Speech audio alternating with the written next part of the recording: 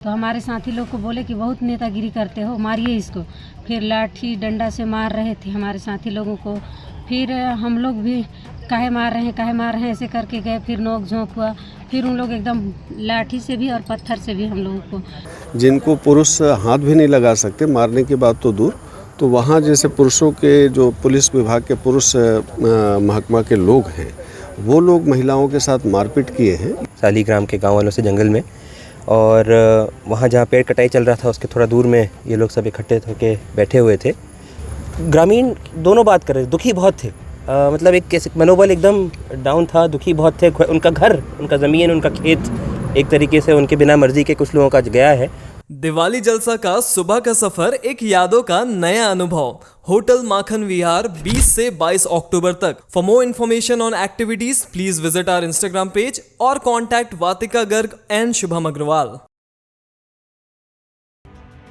उदयपुर के परसा केते क्षेत्र में जंगलों की कटाई के विरोध में कल ग्रामीणों और पुलिस के बीच हिंसक झड़प की जानकारी के बाद आज कांग्रेस नेता टीएस सिंहदेव के भतीजे जिला पंचायत उपाध्यक्ष आदित्येश्वर शरण सिंहदेव सालही जाकर प्रभावितों से मुलाकात कर उन्हें समर्थन का आश्वासन दिया है।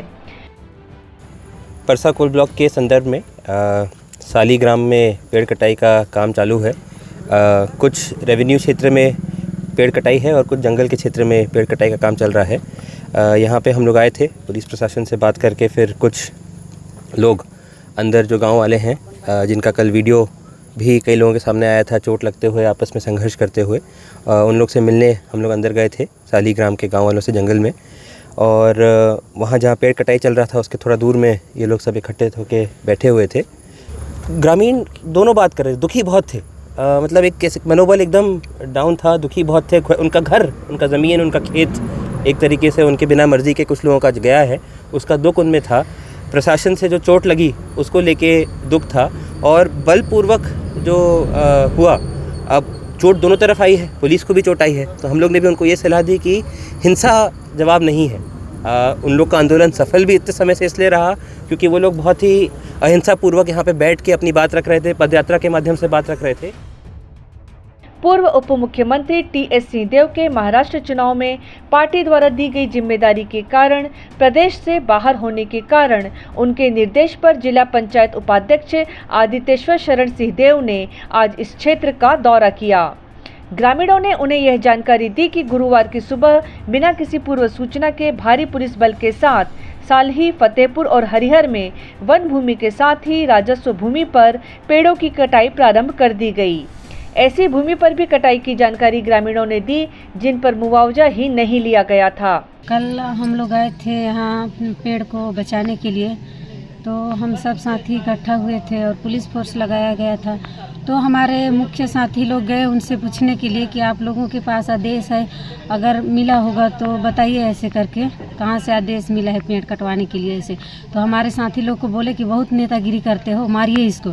फिर लाठी डंडा से मार रहे थे हमारे साथी लोगों को। फिर हम लोग भी काहे मार रहे हैं ऐसे करके गए। फिर नोक झोंक हुआ। फिर उन लोग एकदम लाठी से भी और पत्थर से भी हम लोगों को दौड़ा कर मारे हैं वहाँ पे।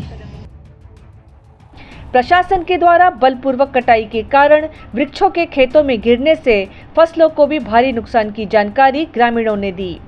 ग्रामीणों का कहना था कि जब वे शांतिपूर्वक इसका प्रतिवाद कर रहे थे तब पुलिस ने उन्हें बलपूर्वक खदेड़ना प्रारंभ किया। इस दौरान ग्रामीणों पर लाठीचार्ज किया गया और आंसू गैस फेंका गया। श्रम कल्याण बोर्ड के पूर्व अध्यक्ष मोहम्मद शफी अहमद ने भी पुलिस व प्रशासन की बर्बरता युक्त कार्रवाई पर गंभीर सवाल खड़े किए हैं। यहाँ पे जिला प्रशासन के सहयोग से, पुलिस प्रशासन के सहयोग से नियम कानून को ताक में रखकर जिस तरीके से पेड़ों की कटाई की जा रही है, और वो चिंताजनक स्थिति है कि वहाँ के लोगों के मन में ये भी है कि जैसे आज मान लीजिए ग्राम सभा का फर्जी प्रस्ताव हुआ, और साथ ही आज जो जानकारी मिली है उसके अंतर्गत जिनको मुआवजा नहीं मिला है उनके ज़मीनों से भी पेड़ की कटाई की जा रही है। साथ ही जो सामुदायिक पट्टा लगभग सैकड़ों लोगों का बनने नहीं दिया गया है और वो प्रभावित हो रहे हैं, जबकि गूगल मैप में भी उसकी जांच की जाएगी तो पीढ़ियों से बसे हुए लोग हैं। तो सामुदायिक पट्टा, वन अधिकार पट्टा भी मिलना चाहिए उनको, और वैसे ज़मीनों में पेड़ कटाई का कार्य किया जा रहा है। साथ ही जैसे महिलाएं हैं जिनको पुरुष हाथ भी नहीं लगा सकते, मारने की बात तो दूर, तो वहाँ जैसे पुरुषों के जो पुलिस विभाग। गौरतलब है कि प्रदेश के मुख्यमंत्री विष्णुदेव साय आदिवासी मुख्यमंत्री हैं और ये जब भाजपा के प्रदेश अध्यक्ष थे तब अडानी के इसी कोल ब्लॉक मामले में भूपेश बघेल पर संगीन आरोप लगाए थे। इसे लेकर अब छत्तीसगढ़ कांग्रेस सोशल मीडिया पर हमलावर हो गई है। वहीं सरगुजा प्रशासन पर भी कई सवाल खड़े हो रहे हैं, जिसे लेकर कांग्रेस अब आक्रामक हो चुकी है। कांग्रेस अध्यक्ष दीपक बैज भी दौरे पर आ रहे हैं और कांग्रेस इसे बड़ा मुद्दा बनाकर राज्य में लगातार असफल चल रही भाजपा सरकार पर हमला बोलने का मन बना चुकी है।